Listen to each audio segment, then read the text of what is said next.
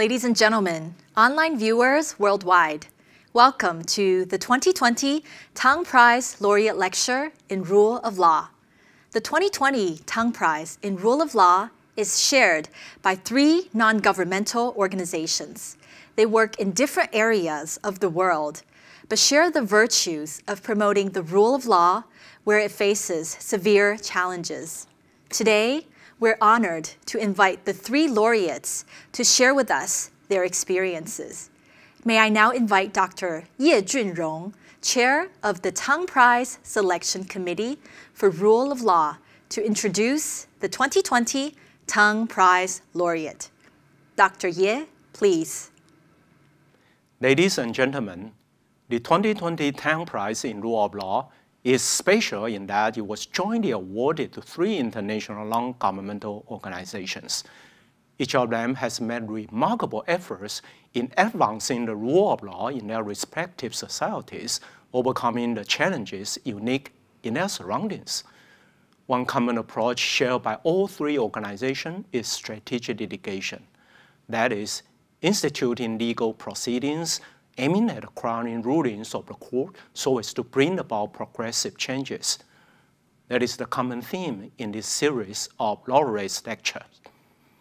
How does a group of citizens advocate for social change in a society under autocratic rules where the channels of democratic changes are suppressed and the political institutions are not functioning well? Those are circumstances faced by the legal agenda in Lebanon, and also prevalent in many countries in Arab-speaking world and beyond. The real possibility for change found by legal agenda lies in the court, for the reason that the court is not dominated by politics, and progressive arguments can be raised and considered in the facade of legal technicalities. In this lecture, you will hear how the legal agenda fights for human rights through litigation, and based on its success, how the legal agenda further worked in furthering the strategic litigation by initiating the formation of judges association and developing model defense to be widely utilized by activist groups in the Arab world. The experiences of the legal agenda on strategic litigation will be shared by Summer Grongrong, who is a member of the General Assembly of the Legal Agenda. The title of the speech is Public Interest Litigation in Undemocratic Arab Context, Lessons from the Legal Agenda Experiences. Summer, the floor is yours. Hi, I am Samer Ghamroun. I am one of the co-founders of the Legal Agenda since 2009 here in Beirut. I am also the head of the Socio-Legal Research Department in Legal Agenda, and I am an assistant professor in Law and Society at the St. Joseph Law School, St. Joseph University here in Beirut. So let me just emphasize at the beginning how much we are proud and honored at the Legal Agenda to be one of the recipients of the prestigious Tang Prize for the Rule of Law category. We are very proud because we are aware how distinguished is the Tang Prize and how it will help us in the future to promote the rule of law and rule of law principles in the difficult region, which is the Middle East, where we work. As most of you know today, or some of you at least, the Legal Agenda works in Arab-speaking countries on issues of law and society related to many questions like the independence of the judiciary, social justice, equality, fundamental rights and freedoms, rights of vulnerable groups, and so on, and other issues.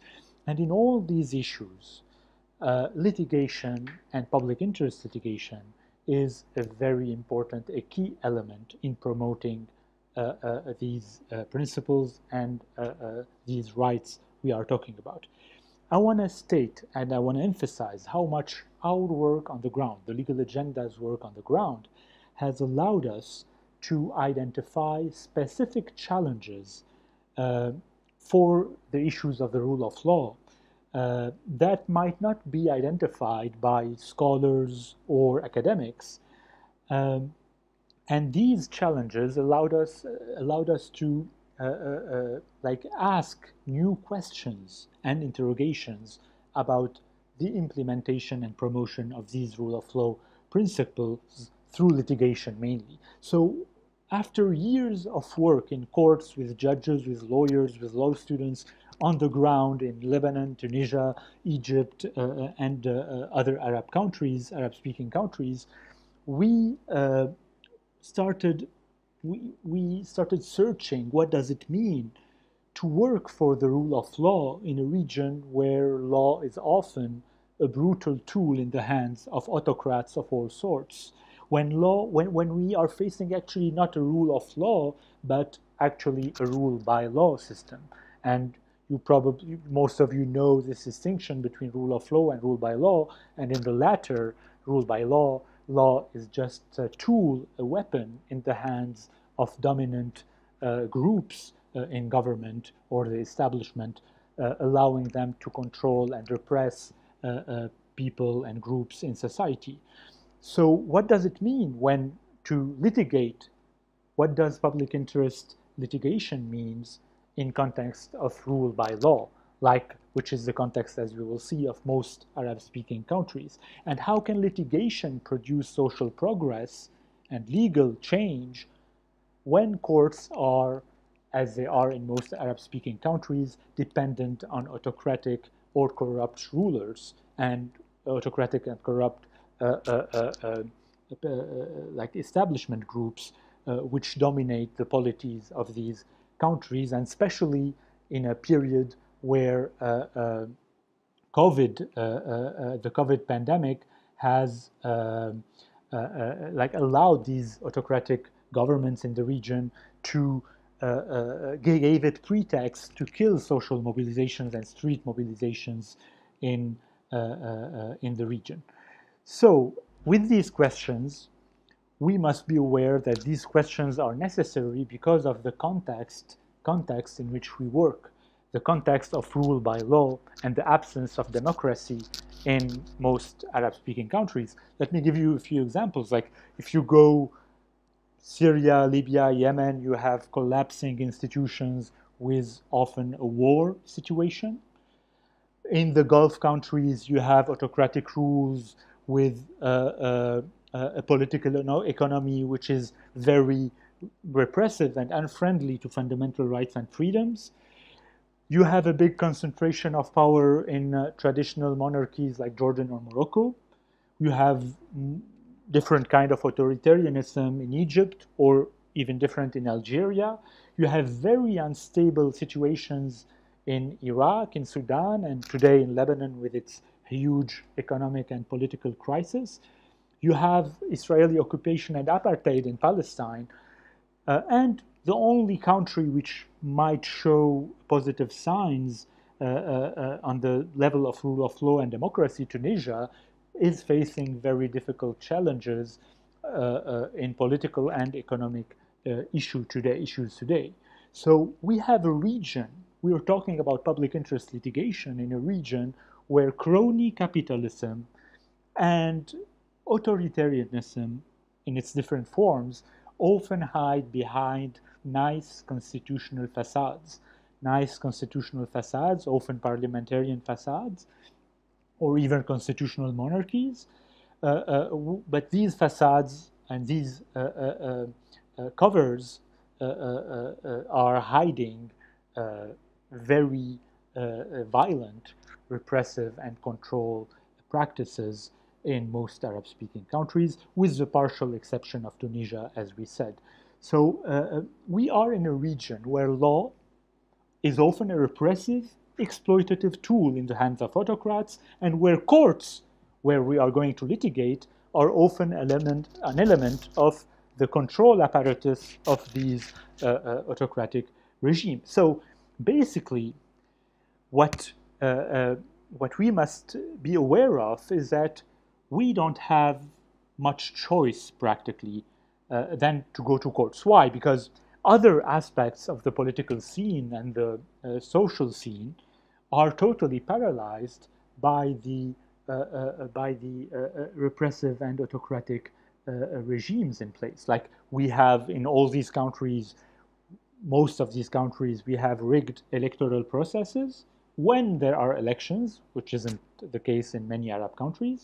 Rigged electoral processes, think of Lebanon, partially think of Egypt and other countries. We have repression and intimidation through army, police force, intelligence apparatus, and courts are often a main part of this repressive apparatus. You can think of many Arab examples also. You have a failed party system. Political parties, when they exist, are just a cover for other centers of power, other leaderships which do not need the parties actually to exert their power. Professional representation is often dysfunctional, despite the exceptions we saw recently in Sudan or in Algeria maybe, but mainly professional representation and unions remain totally dysfunctional and controlled by power. And of course, a dysfunctional mediatic scene where the media is just a mirror of the establishment and the autocratic regime. So it is nearly impossible or very difficult to achieve social change via traditional politics, electoral politics, parliamentarian politics in most Arab countries.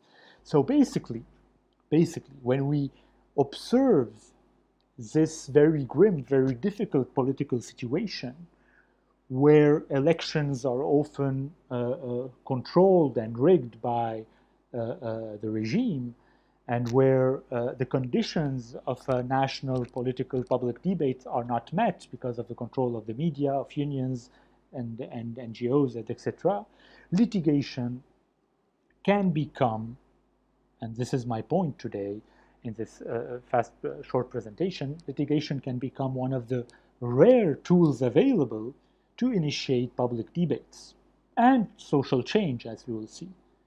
To initiate public debates about rights issues, freedom issues, in such very unfavorable contexts as the Arab-speaking countries we spoke about. So, of course, when we say like public interest litigation or strategic litigation, many, especially in academia, many might have a very skeptical view of this tool, because part of the Western literature has shown that public interest litigation can be a depoliticizing machine. Why depoliticizing? Because mainly through going to courts, it technicizes the debates. It transforms public, national, democratic debates into technical legal debates, which excludes all the citizens who are not specialists, which means most of the population. So technicalities, technicizes the debate. It convinces people, according to these critics of public interest litigation in the West, it convinces people to leave the street and to leave political demands as formulated in demonstrations, in other kinds of street politics, to leave it and to rely on lawyers and courts and legal demands which would be more comfortable for autocratic regimes. It's always more comfortable to deal with a legal argument in a court which is not independent anyway than to deal with thousands of people in the street. And third, public interest litigation, according to this critical literature, offers people fake victories and hollow hopes, because judicial victories are often an illusion, are often ignored by political actors or circumvented by political actors. So it gives a fake sense of victory to social actors when they win a case, while it's the effect of this victory on the effective balance of power is very limited. So in contexts like those of most Arab-speaking countries, public interest litigations, and I argue here, as others have maybe, public interest litigations can play a very different role. in an opposed way, in a different way from the Western democratic or democratic context, even if they are not in the West.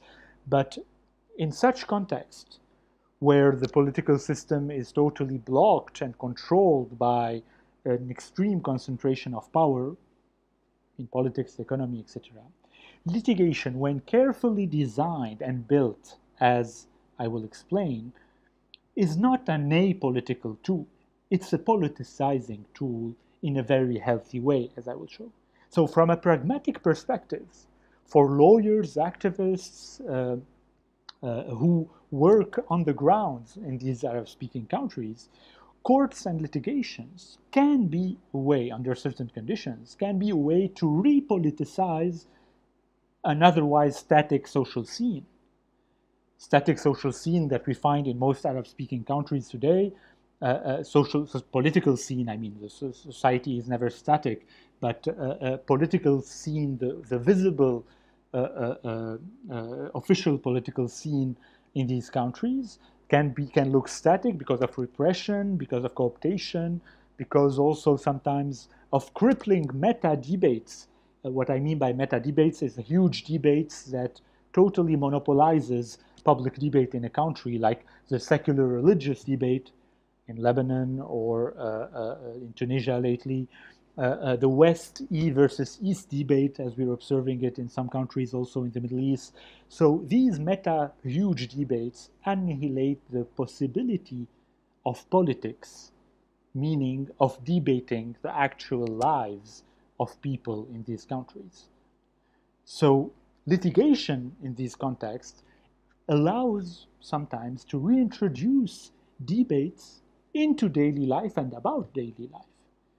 So debate about issues that concern the lives and freedoms and rights and of citizens in these countries. So litigation, under certain conditions, can become a subversion, a way to repoliticize public space when traditional politics have been hallowed, emptied by crony capitalism, biased media, rigged elections, and so on. So it is a way to revitalize politics. And that's why we developed this tool from the beginning in Legal Agenda, and we have been conducting more than 50 cases of public interest litigations, different cases, mainly in Lebanon until now, even if we plan to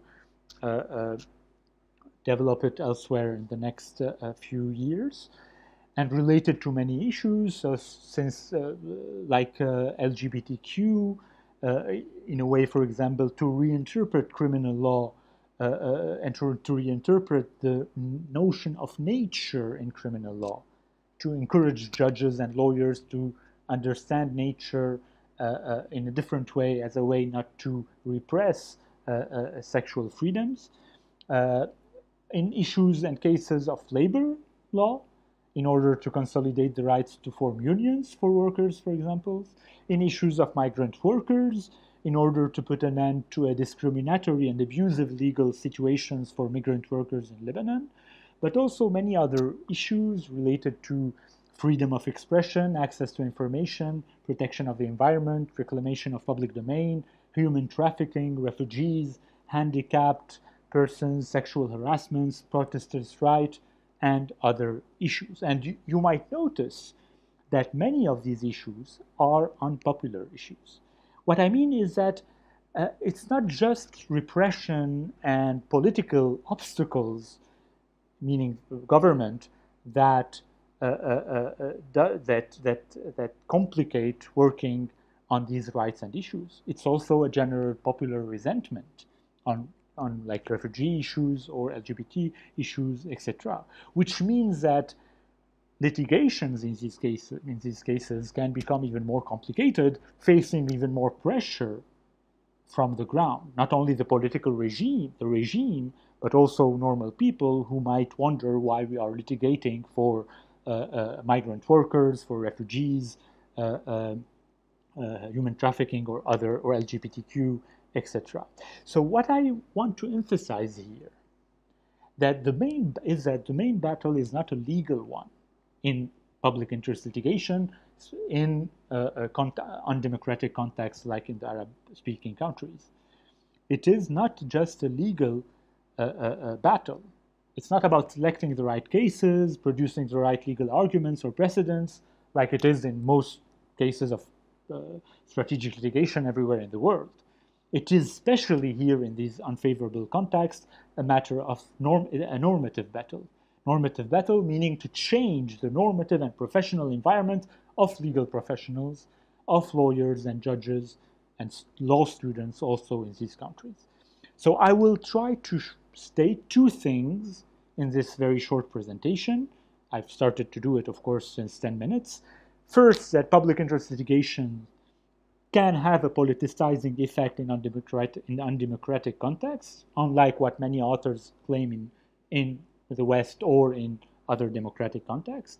And second, that public interest litigation needs specific conditions to be possible. We know this, but what's more interesting is that we can create these conditions in unfavorable context.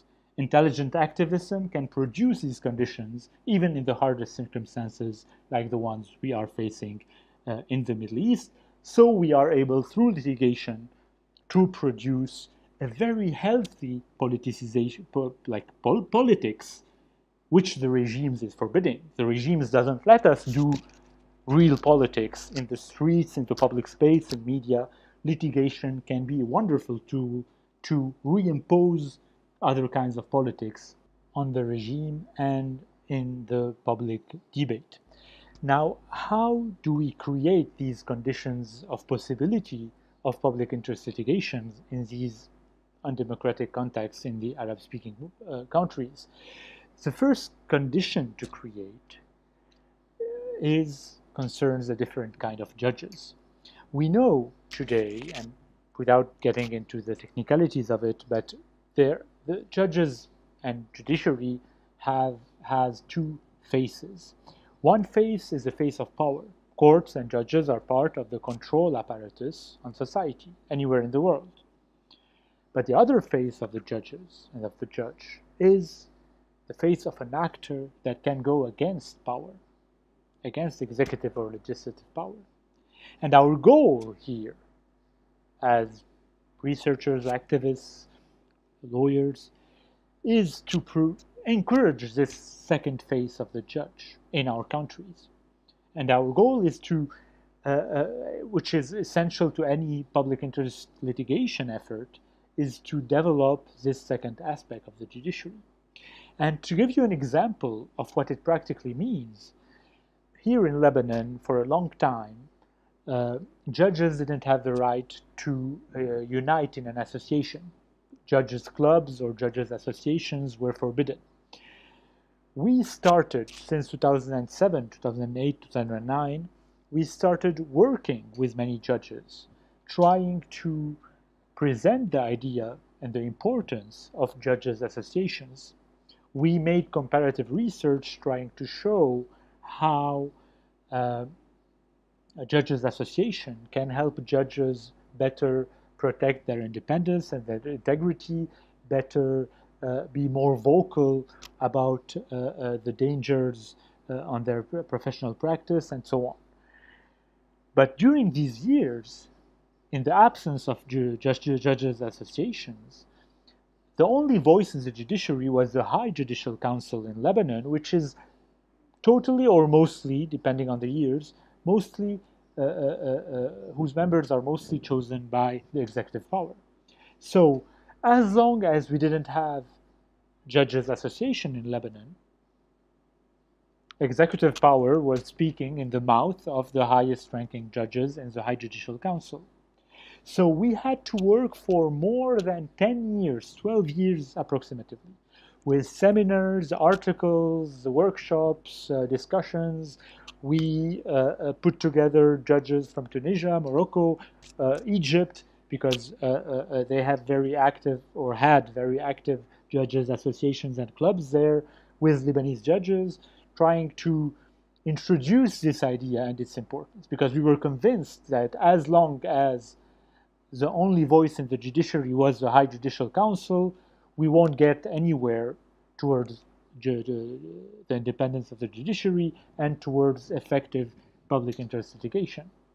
Because without sensitive judges to social issues, you cannot do public interest litigation. And finally, in 2018, 3 years ago, this Judges Association was created in Lebanon after years of discussions and despite the repressive and the repressive attitude of the judicial hierarchy, of the High Judicial Council, which was totally refusing the idea of a Judges Association.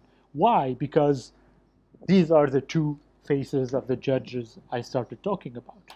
There's the face of power represented by the High Judicial Council, and the other face of not necessarily against power, but more distant to power, which is the Judges Association. So we succeeded in encouraging, with other people, of course, other associations, and the judges themselves, they created these Judges Associations, which gave a voice to this second phase of the judiciary.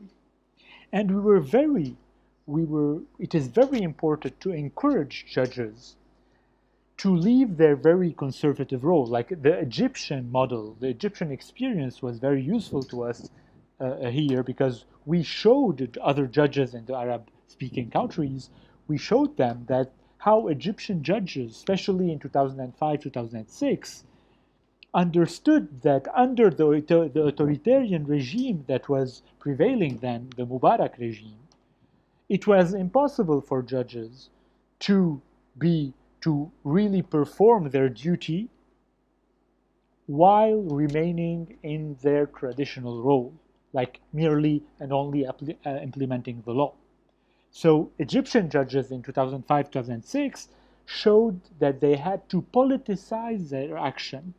Politicize meaning not to go with this political party or this one, but to intervene, go into the public debate on issues important for judicial independence and impartiality. Egyptian judges showed us, other judges in the Arab countries, showed them that in such authoritarian context or undemocratic context, it is not possible to remain in the traditional conservative role.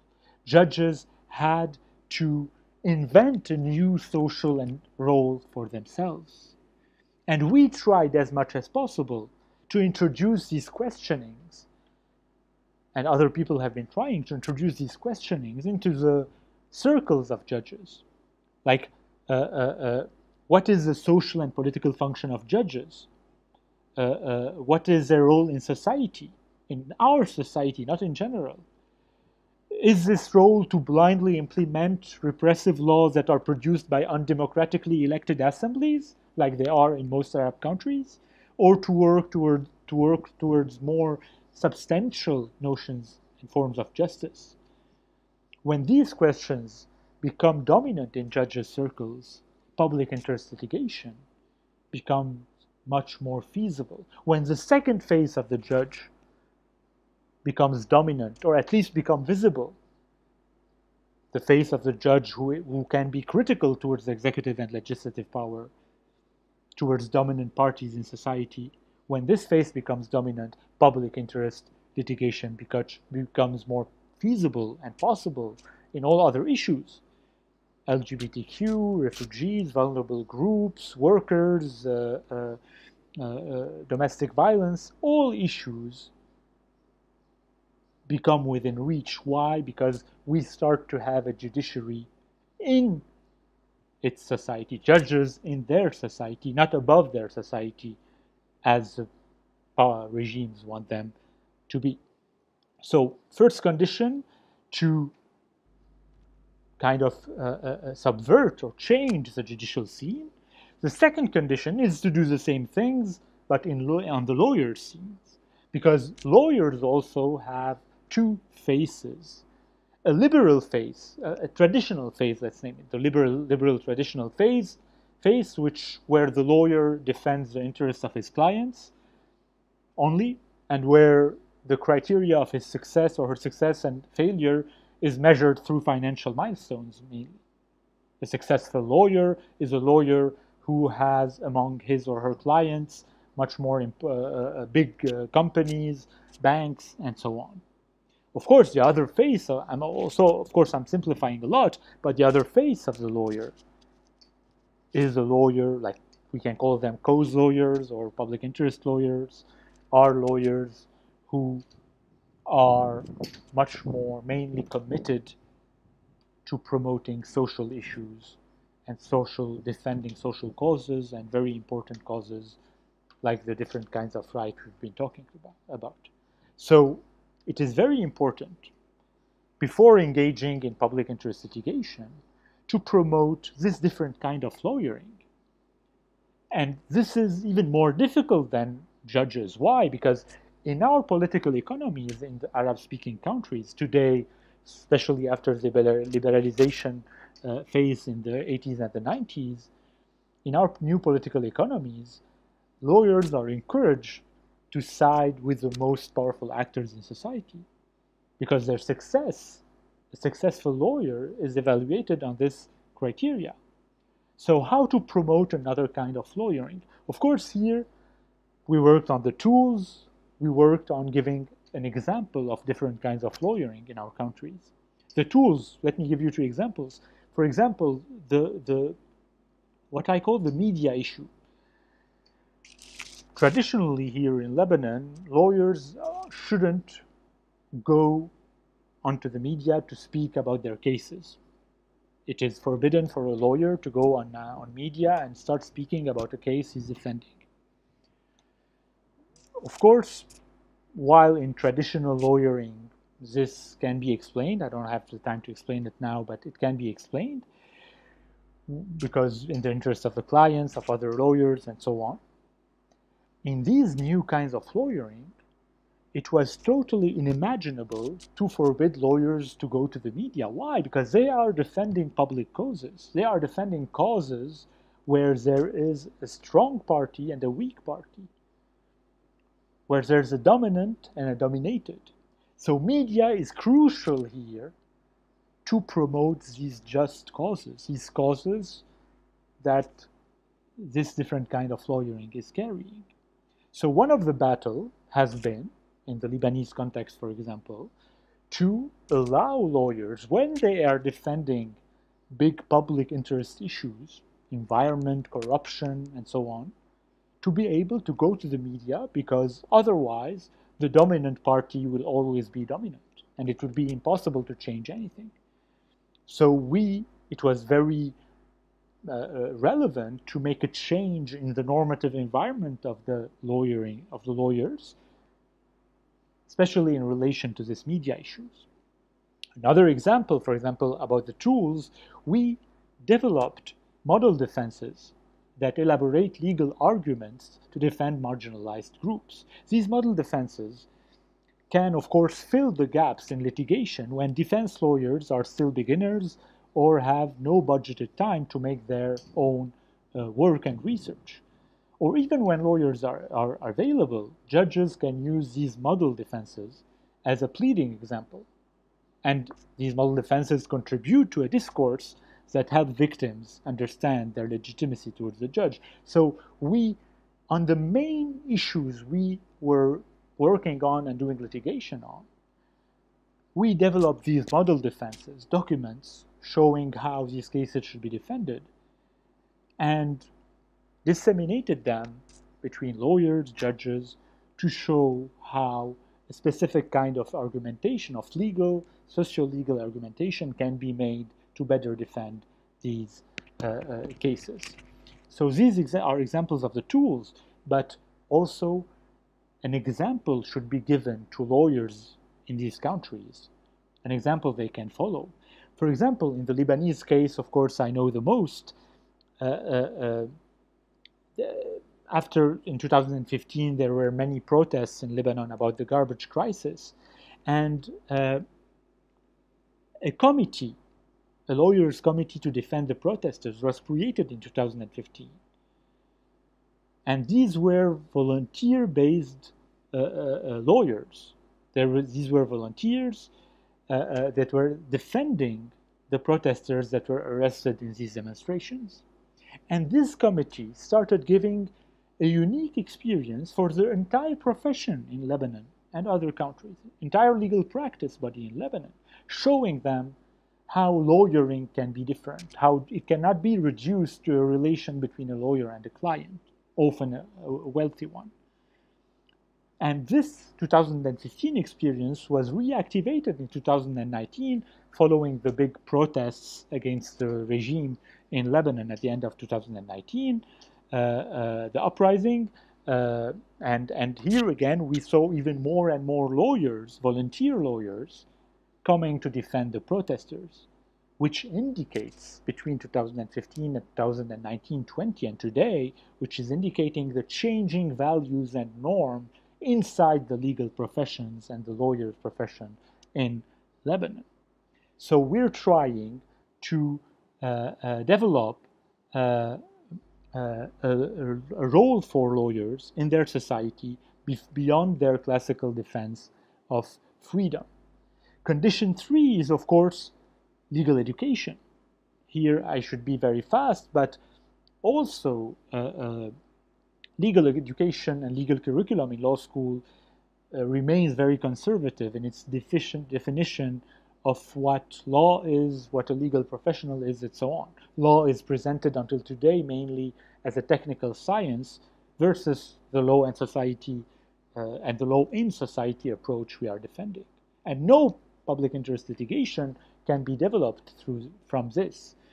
So it is very important also to work on the levels of law faculties and law departments, as we did in Lebanon, but also Tunisia, to propose new courses in relation to law and society, the political dimensions of law, legal sociology, legal anthropology, legal history, to develop the critical approach to law in law students.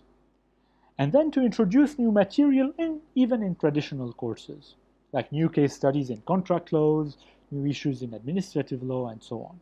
And then change bibliographies and syllabuses to propose new texts and references. Basically, to enter the curriculum and to change it from within in order to produce in the future different kinds of legal professionals. And of course, trying to propose also different training possibilities for law students. For example, alternative experiences to familiarize them with public interest litigation, like internships in litigation and so on, but also to offer them new professional role models, as we've seen for law students, the judges and lawyers in their societies, not above their society. And finally, condition number 4, help establish a new media environment more sensitive to rights issue. And of course, traditional media in the region, in public Arab-speaking countries, fail to offer a proper environment for public interest litigation because it often follows political actors in their definition of what should be talked about or what should be covered. The definition of the issues to be reported remain constrained by the limits of the political system. And then we have often in traditional media the lack of legal and judicial culture, which produces often irrelevant reporting, which covers sensational aspects of trials instead of focusing on the most important and relevant ones. So it is very important to create a parallel or a different media environment to go with public interest litigation. Independent media, specialized media that understand law and the functioning of the judiciary and is able to follow cases in courts in a relevant way and to formulate issues outside the dominant political agenda. Issues related to the independence of judiciary, independence of judges, legislations, and so on. And this new, different media environment is obviously one of the best allies for successful public interest litigation because it sensitizes the public to the importance of litigated cases, issues, and the potential decisions and what can be made of them. So, at the end, to conclude, because I think I've been beyond my time, public interest litigation, as I've already said, produces a new kind of politics in undemocratic contexts. In these weakly or undemocratic contexts, it becomes possible to do this kind of public interest litigation, but only through this multi-level work on all the aspects we talked about: judges, lawyers, media, law schools, and so on. And this litigation that can be created through these conditions I talked about is a strong politicizing and vitalizing drive in societies like Lebanon, but other Arab-speaking societies, where the traditional tools to make social or legal change are often hijacked by powerful interests in governments or in the economy. And I can give you many examples on this healthy politicizing effect we're talking about today. Litigation on LGBTQ plus rights in Lebanon and other countries, and the public debate that was created around it, allowed the public to get aware of how the control of bodies and of sexuality is just another face of the political control and repression in our societies today. Litigation on the rights to know what happened to the disappeared persons of the Lebanese civil war, for example, allowed the public to know how the political establishment has been manipulating collective memory in order to control the present and the future in Lebanon, and similar in other Arab countries who have known difficult and war past. Litigation on workers' rights and the debate around it in public debate allowed people and the public to be aware that the repression of workers in industries and companies and so on was only mirroring the repression of citizens in the public space. And to know more also about the alliance between many big investors and businessmen and women and the main Lebanese politicians in the political class. So judicial processes in these cases and many others were formidable pedagogical tools to show how previously seen technical legal issues actually hold a huge political dimension and importance for the present and the future of our societies. Of course, judicial decisions alone cannot produce concrete social change immediately, we all know that, but in our case, these judicial decisions have been solid bridges towards more ambitious and even more radical demands for social justice and change. We can create today, in very undemocratic contexts, we can create the condition of success of public interest litigation, and this litigation can reintroduce politics, healthy politics, in the public debate, despite the previous skepticism we talked about. I thank you very much. Thank you, Professor Hamram, for sharing with us lessons learned from working towards social justice in the legal agenda. Ladies and gentlemen, this concludes the 2020 Tang Prize Laureate Lecture in Rule of Law. Please do join us for the other 2 sessions of the lecture series, which will be posted also on the Tang Prize channel. Thank you and goodbye.